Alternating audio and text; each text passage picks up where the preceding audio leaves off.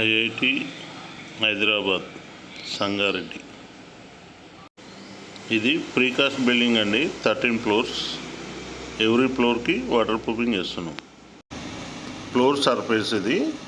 దీన్ని ఏంటంటే కంప్లీట్ డస్ట్లెస్ చేసిన తర్వాత ఇక్కడ సైడ్ వాల్కి ప్లస్ ఫ్లోర్కి జాయింట్ అండి. ఇది జాయింట్ ఏంటంటే హంచింగ్ చేసి ఇట్లా కోవింగ్ పెట్టేసాం కంప్లీట్గా.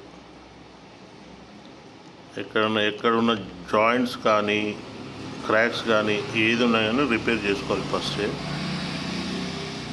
ఇది ఎక్స్పాన్షన్ జాయింట్, దీన్ని కూడా రిపేర్ చేసుకోవాలి.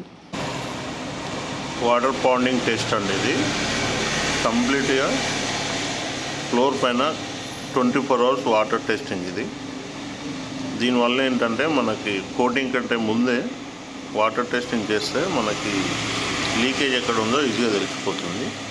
దాన్ని మనం గ్రౌటింగ్ చేసేసి క్లియర్ చేసుకోవచ్చు. ఫైనల్గా బ్రష్ బాండ్ కోటింగ్ 3 coats వేసాం. ఇది దీనిపైన ఏంటంటే మనం మార్బుల్ కానీ టైల్స్ కానీ ఫ్లోరింగ్ కానీ ఏదైనా చేసుకోవచ్చు.